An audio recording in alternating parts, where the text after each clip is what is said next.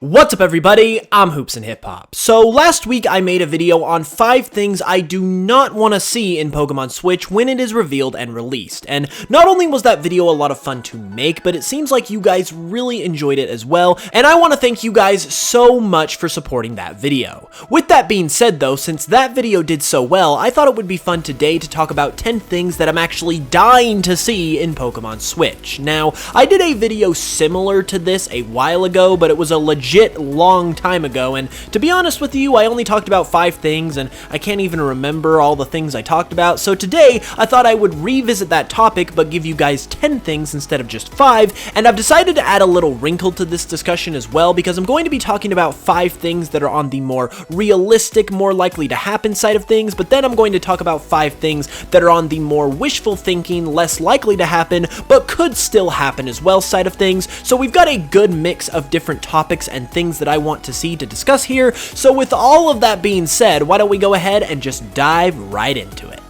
Okay, so this first thing is basically the opposite side of another topic that I talked about in the things that I do not want to see in Pokemon Switch video, and that would be ambitious graphics. I talked about in that previous video how I did not want to see the Let's Go graphics for Pokemon Switch because I want to see Game Freak take a more ambitious approach with the graphical style of this game in order to show that they're serious with it, and I honestly think this is so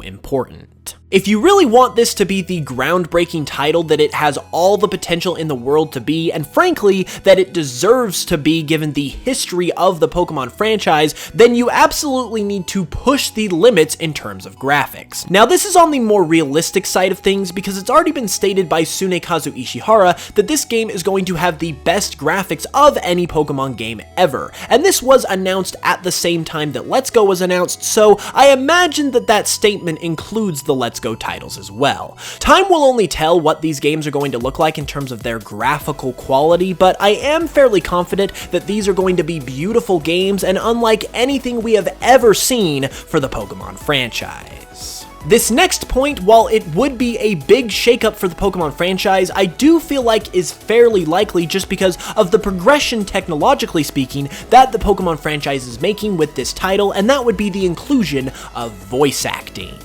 Voice acting is the type of thing in video games that can really enhance the immersion of yourself as the player into the game. And even though there are some concerns in terms of how it would affect the atmosphere of the Pokemon games, I am absolutely dying to see it included in Pokemon Switch because I believe it would increase the quality of the game and push the franchise forward in a positive direction exponentially. Giving characters an actual voice within the game just helps to give them so much more life than they could possibly have any other way. And even though there are some certain characters that you do not want to have a voice, such as Link in The Legend of Zelda and the player character in the Pokemon games, giving other major characters around them in the game actual voices just gives them so much more character and life, as I said before, and really helps to make you feel like you're actually within the world that you're playing through. And in addition to this, it's not like Pokemon is a franchise that just wouldn't work well with voice acting. Voice acting is an absolute perfect fit for the Pokemon franchise, and now that they actually have the opportunity to do it with the quality and the power that the Nintendo Switch provides, I think they absolutely need to take that chance. Much like the graphics, this is another one of those quality of life improvements that I think we really need to see in Pokemon Switch in order for Game Freak to tell us and send the message that this game means a lot to them and they are taking it absolutely seriously. Now, that's not to say that the game can't be great if it doesn't have voice acting, but with voice acting, I think it'll be just that much better. Now, even though I said I do not want to see the graphics of the Let's Go games in Pokemon Switch, one thing from Pokemon Switch that I'm absolutely dying to see included in the games is the return of riding/following Pokemon and wild Pokemon in the overworld.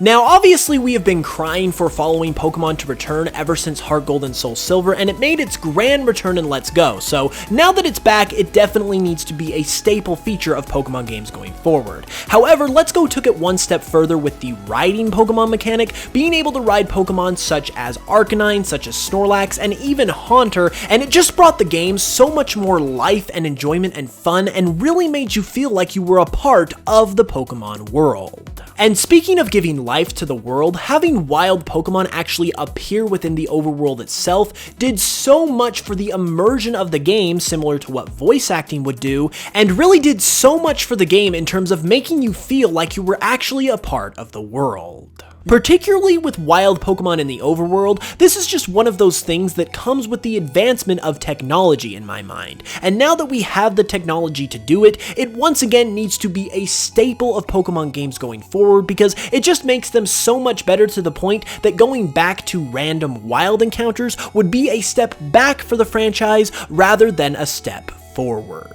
Once again, this next point is kind of on the opposite side of another point that I talked about in my things I do not want to see in Pokemon Switch video. However, with that being said, I am absolutely dying to see a colder, more mountainous type of region in Generation 8.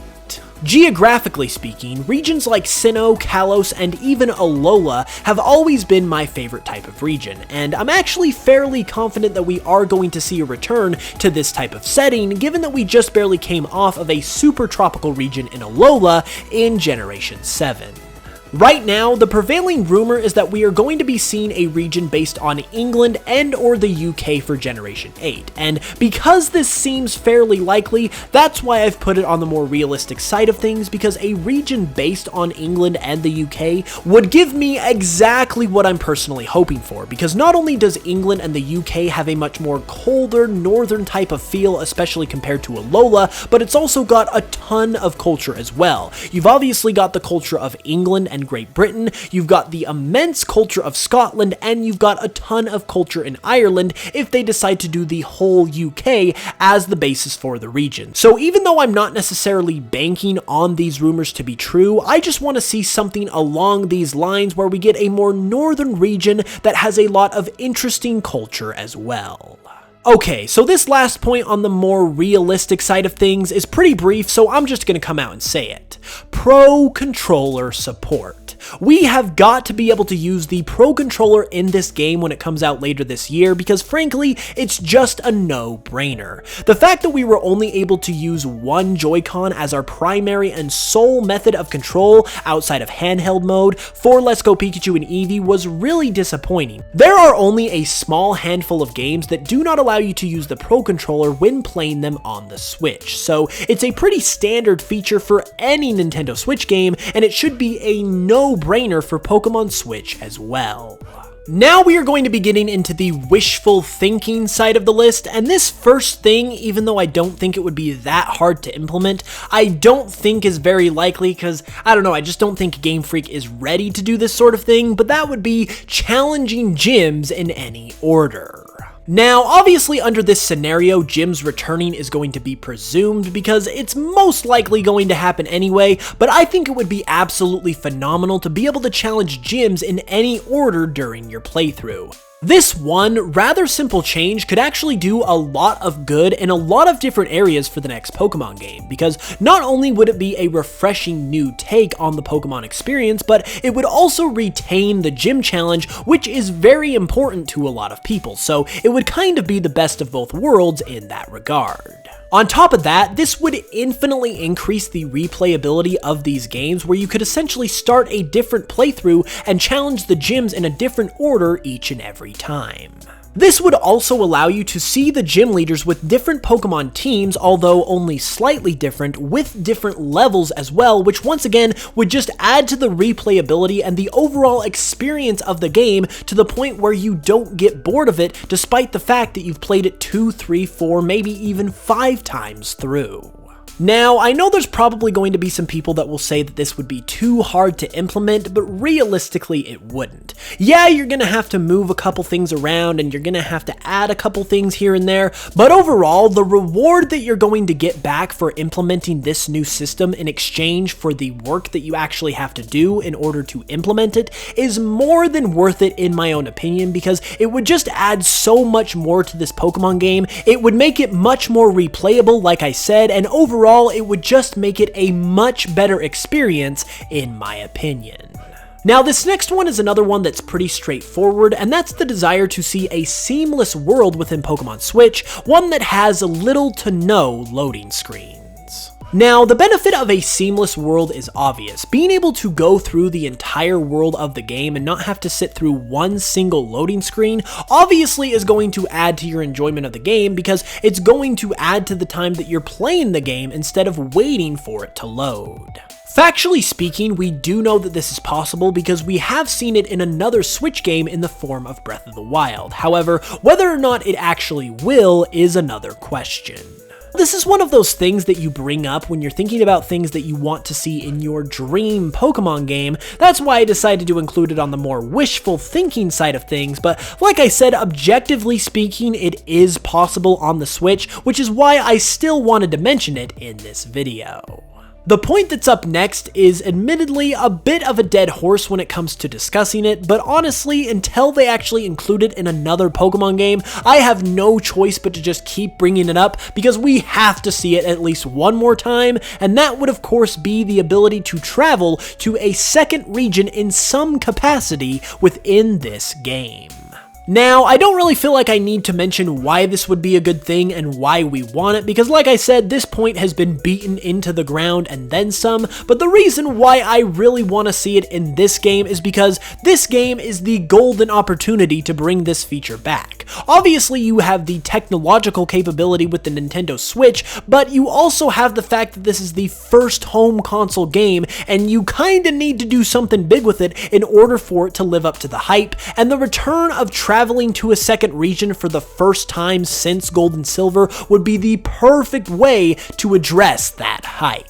However, I am a reasonable person and I do realize that this has only ever happened once in Pokemon's history and once for the remake of the one time it did happen, and so it's realistically just not that likely based on the numbers. However, with that being said, I at this point will even take just a part of a region that we could travel to. Like, if they gave us a mission where we had to travel to a second region to fulfill that mission and we only got to see like a town or two and then we came back and didn't see that region for the rest of the game, I would be okay with that, because at least at that point they would have shown some effort to address this monumental fan request that's been on the list of things we want in a game for over a decade at this point. I just want to see this type of thing happen one more time before I die. Just one more time before I die, and then I'll be happy and I will never mention it again. And like I said, this is the golden opportunity to do it. Please, Game Freak. Now, this next one, in terms of its likelihood, is a bit of a mixed bag, and it's going to be what I refer to as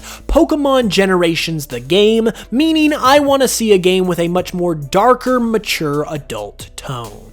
Now, it's obviously on the wishful thinking side of things for a good reason, because frankly, a full-blown adult Pokemon game probably is just never going to happen, and the idea that we could see a dark Pokemon game just is obviously the epitome of wishful thinking. However, the reason why I'm still considering it a possibility is because Tsunekazu Ishihara did say when they announced that this game was going to be coming out in 2019 that it was going to be focused on the more hardcore